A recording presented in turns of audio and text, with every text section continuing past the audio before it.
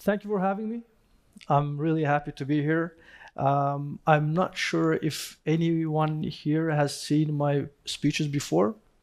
I'm guessing not. So usually my speeches concentrate on something very, very practical and very basic. That's my kind of speaker mission usually, because these conferences, these forums are very rich, usually with cutting edge breakthrough, new innovations, new technologies, new implementations, new ideas.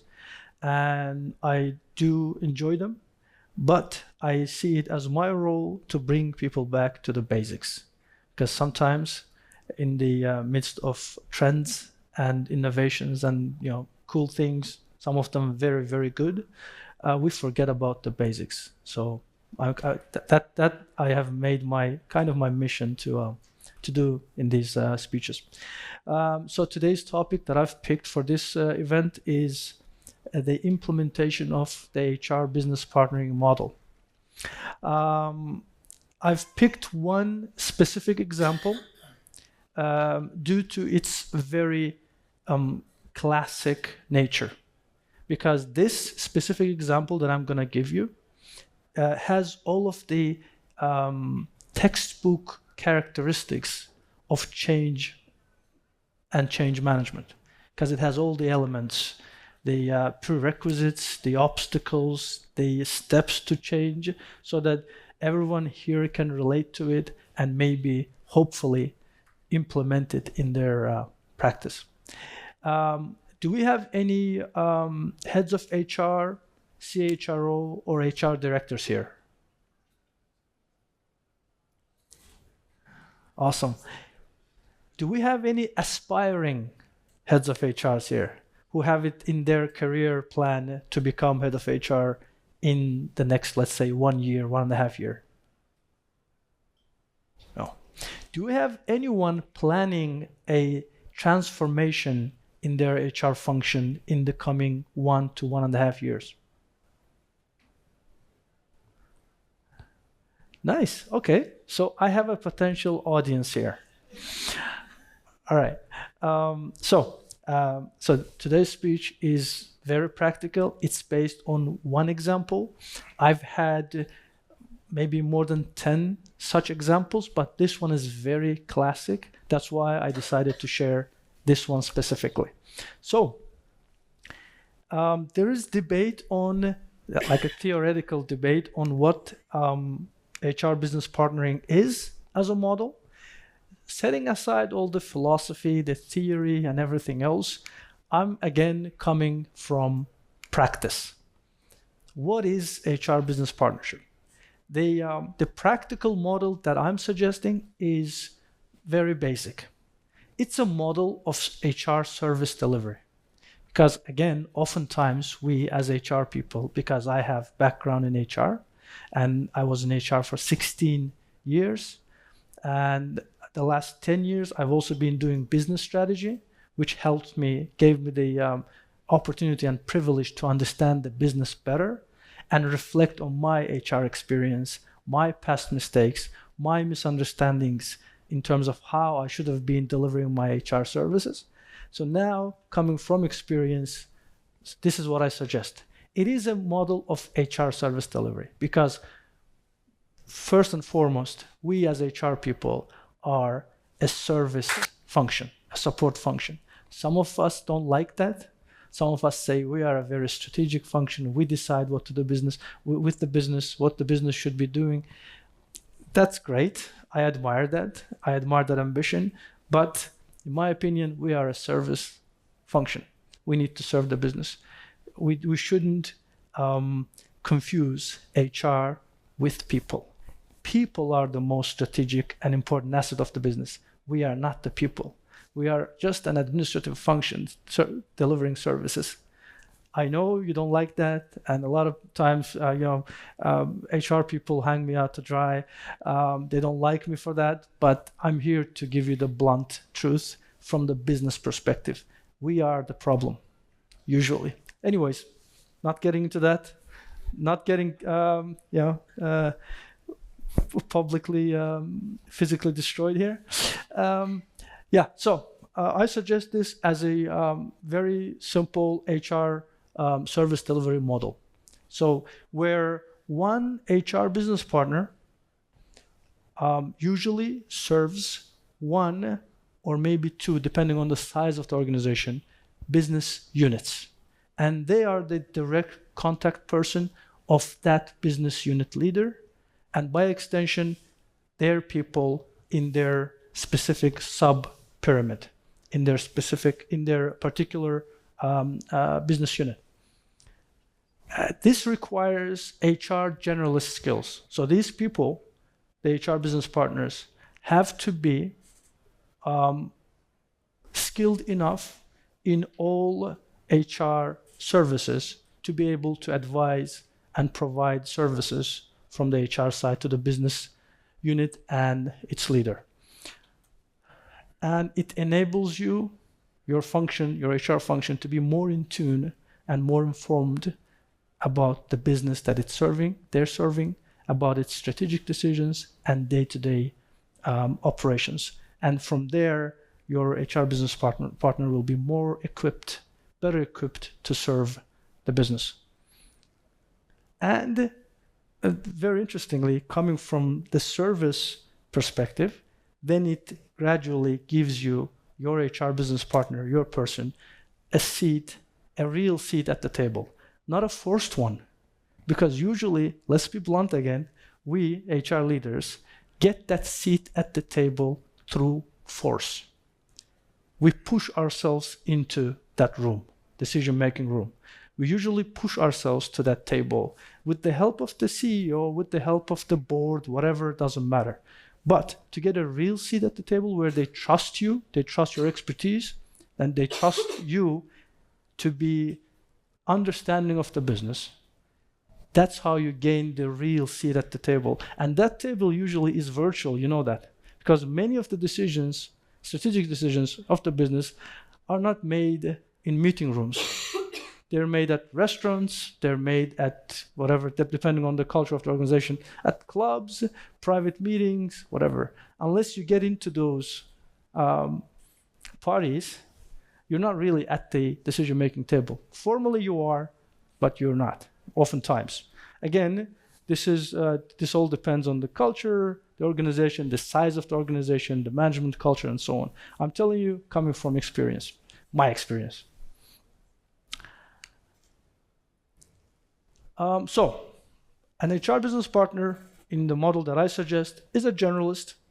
They maintain collaboration and communication with the business unit and its employees, depending on the size. And I suggest this to be implemented in organizations from 500 people and upwards. Smaller organizations might not be very applicable for this model because it requires you to serve a certain size of. Otherwise, it's like an imitation, basically. Again, in my experience, from what I've seen, smaller organizations, when they implement this model, they don't see the full benefits of it. Again, depending on your case, you can always, because there's so many organizations, every organization is different, like an organism, like a human being. So every organization is different, but from what I've seen, 500 approximately and above in terms of number of people.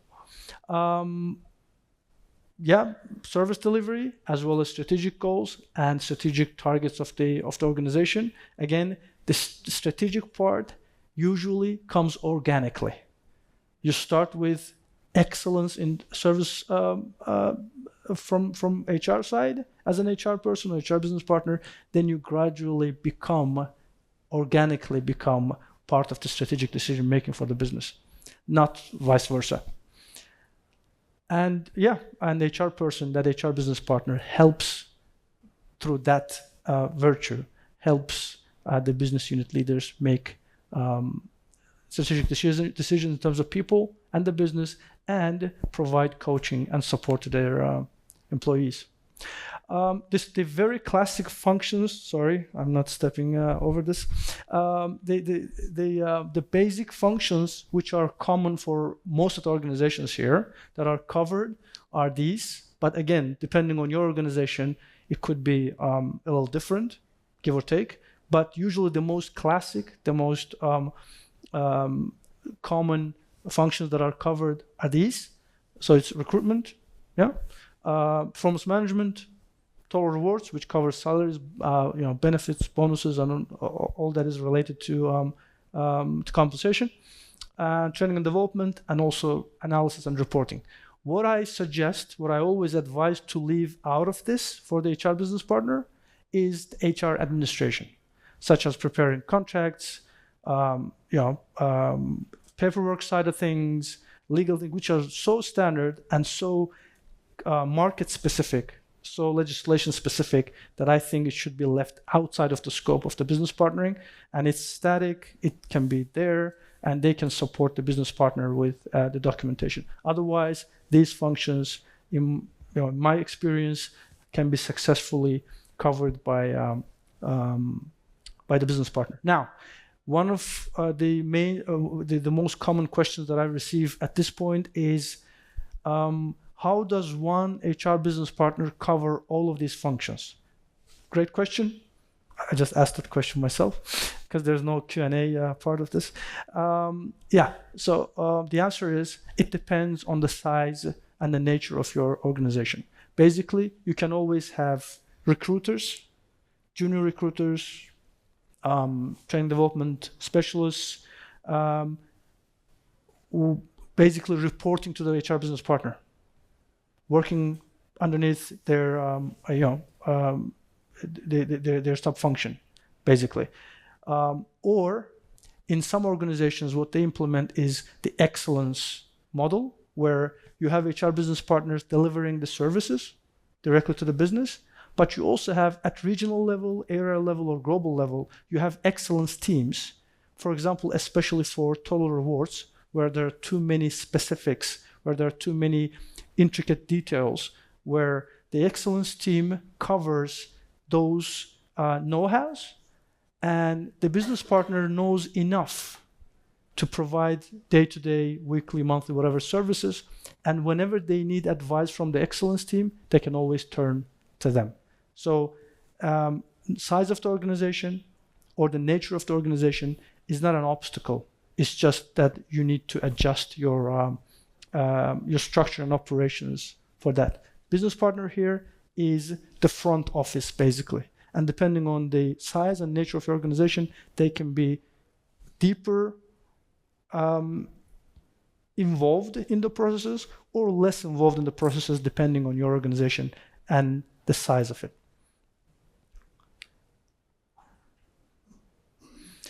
So the benefits, unless it's not if it's not clear, the benefits are that, first of all, what I always recommend is it kind of helps you get rid of the vertical layers, because otherwise you would have, for example, the CHRO. In many organizations you have the CHRO or HR director, then you have heads of units, then you have team leaders, then you have specialists reporting to them, and in the HR function, you have like a separate company doing its own thing.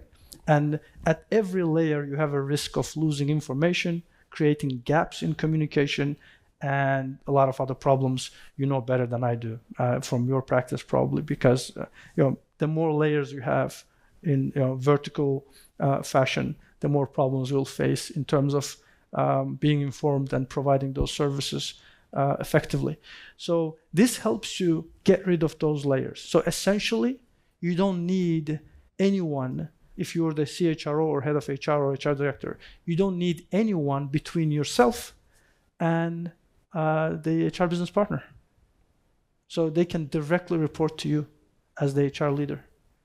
That way, you will get rid of a couple of layers, at least in larger organizations, and you will have direct access to the most important information coming from the business and going towards the business. So you have that person reporting directly to you. Again, depending on the size and nature of the organization, you can have other people reporting to the business partner, but that should be mostly operational things like recruitment. If you have very large recruitment operations, you can have recruiters working for the HR business partner, or they can use outsourced services, doesn't matter. But the main thing is that there's nobody between you and the HR business partner. So that way you can stay informed, you can stay involved, and you won't have to go after everything. But at the same time, you won't have to have several layers and getting yourself disconnected from the business by creating those layers. You use the people resources better. In my experience, I've turned HR functions with 20 people into HR functions with 12 or 10 people. That's how effective it becomes when you switch from a classic specialist model to HR business partner model. So you can cut, I'm not saying cut and let people go, you can use them elsewhere, but cut the resources in terms of specific boxes. You can cut the size and number of those boxes sometimes by 50%. Sometimes it's less depending on your organization and your political capital that you're willing to use for that kind of change.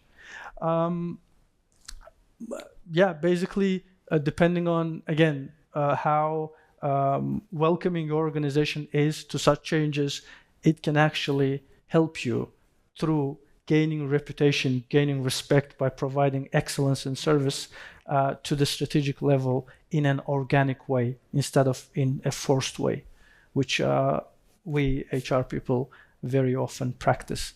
Again, I insist on this. I think it's HR best practice at a lower cost, because in my experience, wherever we've implemented this, it has resulted in smaller number of people and overall less cost for your HR operations. The process for this specific case, I'll just tell you very briefly, because you all have specific conditions and a situation in your organization. I will be happy to tell you about other cases at the table if we sit down and discuss this. There are a lot of cases that I've been part of for implementation of the HR business partnering function. So I will be happy to tell you about others, but this specific case was very classic. So I set the stage by, first of all, reading the room, basically. I came in, I knew we needed to change something, and I just tried to understand what the current situation is, what the current problems are, how ready the people and especially the business unit leaders are to change, and what the existing HR capabilities are in this specific organizations. It was a bank. It was a large commercial bank, and this bank had specific problems, in particular with HR. So there was huge disapproval of HR, so much so that one, for example, new business unit, the guy came in and said, looked at the situation and said, you know what? If you want me to build this for you, for this bank, I will need my own people operations, because your HR function cannot do it. And that was before me, by the way. So the guy came in, they let him build like a small HR function within his own business unit because he didn't trust the centralized HR function, and rightfully so, by the way. It was terrible. But then again, I leveraged this existing disapproval to kind of, as a vantage point, to sell this, change and transformation. I explained the convenience of the model. I gave some examples, I gave comparisons, but I think, in my opinion, again, for this organization, the tipping point was one very interesting thing. The business leaders, the C-level in this bank, they liked calling you. because every organization have their own communication style. Some like to write and read, some like to call, some like to obtain information by watching videos, right? Every organization is different. This organization, they like to call you. And when they called every specialist in HR to find out first about recruitment in their business unit, then they called another person, a separate person, to find out what's going on with the trainings and development in their business units. Then they called the compensation and benefits specialist to find out what the salaries and bonuses, whatever in there.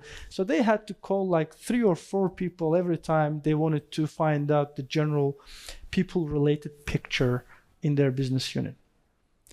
Or they would have to call the HR director, which they prefer to do. Now imagine every C-level calling you every day to find out some kind of information about their business unit. So that one point helped me, like it was a tipping point to help me convince them. And I said, you know what? What if you had someone, one person, who was well-informed, well-rounded about all of your HR issues and would act as your strategic partner to solve all of your HR needs, and wouldn't blow you off every time, such as I do, because I didn't have time every time to talk to them. I said, yeah, can we talk in a week, in 2 weeks, in 1 week, in 10 days? I don't have time right now. I have too many meetings and all that. But this person would be always ready to help you on the phone, email, whatever you need. That I think for this specific organization was the tipping point to help me convince them to, at least not be in the way of me implementing this.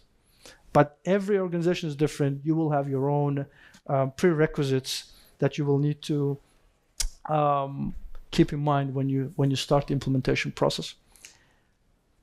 Now, and one of the most important parts of this implementation is, do you build or buy? So do you hire ready now candidates from the market, or do you raise them yourself? I'm not going to concentrate or take too much time on this part, because you know the theory, and it's the same for this organization. Yeah, if you hire from the market, it's more costly. If your organization is not a high payer, then you will face problems in terms of internal equity. Other departments are going to be, whoever have access to salaries and salary reports and those numbers, they're going to be in war with you in some organizations. So you can't just hire anyone from the market. You can't inflate the salaries in the industry most of the times. So this dilemma was one of the biggest dilemmas that I faced going into this. Now, all in all, the most problematic here would be the credibility risk, because this is transformation, this is change. You need quick wins, because if you go too long without providing quick wins to your audience, which is usually the most important stakeholders are the business leaders, then they're going to get tired of you. And at some point, they may even stop this transformation and say, this is a failure. Now let's go back to what we had before. So you have to give them quick wins. And if you're raising your own talent from zero, like interns or management trainees, whatever you call them, you will face problems.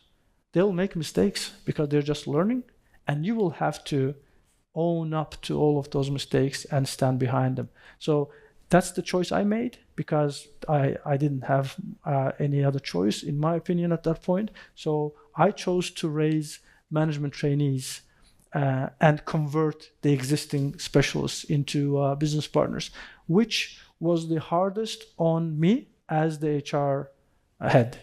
That's the hardest part, because you get all of the problems, you get all of the blame, and you get all of the credibility risks, because you've decided to do something so important and big with basically fresh graduates. Doing it, providing the services, and at the same time, teaching them and keeping them learning. They will make mistakes, and those mistakes are going to cost you your political capital.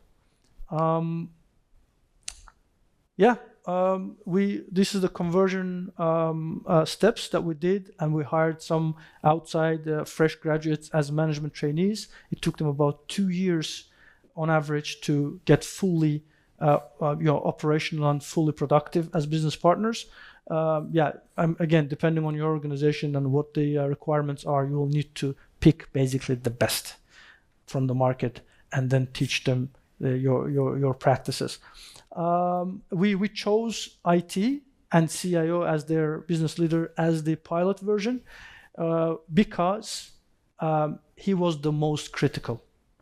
He was the most difficult to work with, and he had the most critical comments and the biggest resistance. I wanted him to be the audience of the pilot because I wanted to get the harshest feedback. And then with that pilot to be able to perfect this model and implement it to the larger organization, which I think worked.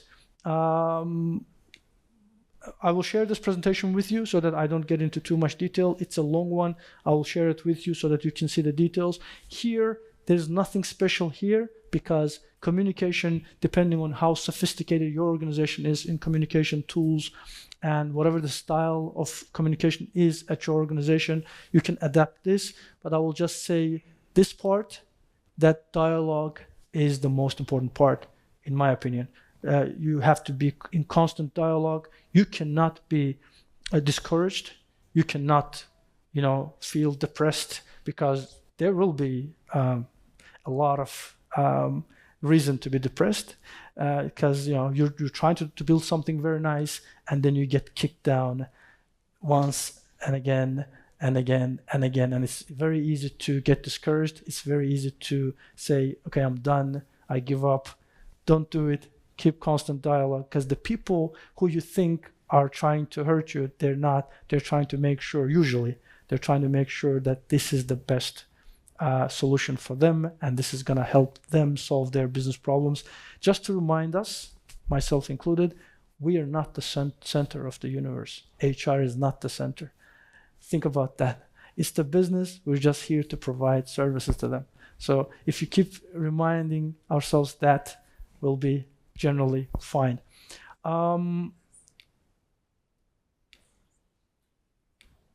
These are some quotes. I think the obstacles are communication issues, talent shortages, and sorry. I think I'm clicking the wrong things here. Yeah,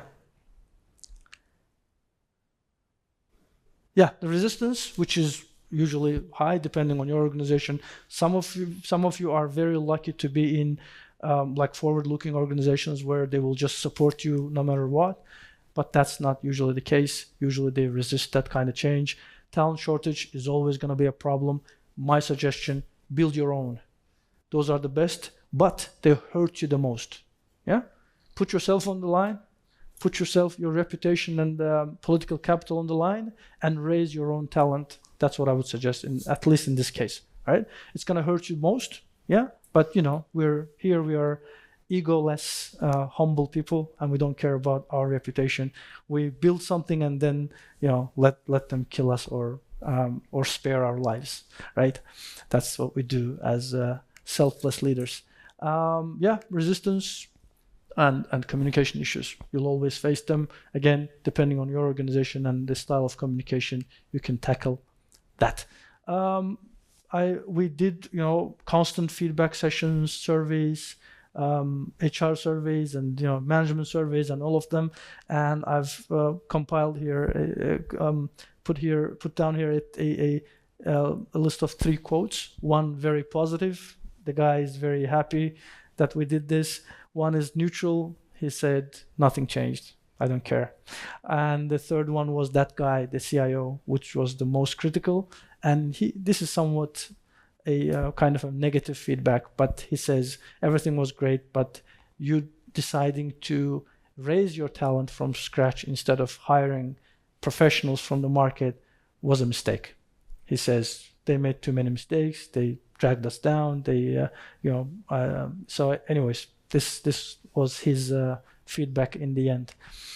Yeah, takes two to tango. If you're, first of all, to start implementing this, you need to first make sure you read the room, you understand the business, what the problems are, and what kind of how prepared your business and business leaders are for such type of change, and then you're good to go.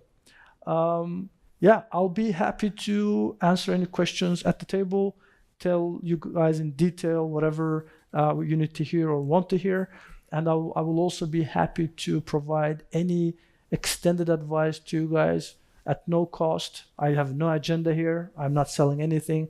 I have a small mission because I think I had the privilege of having this experience from different places, different organizations, and I need to give back. So I'll be happy to provide any kind of help on this topic and others if you want me to. So yeah, feel free to ask me and I will be happy to answer. Thank you.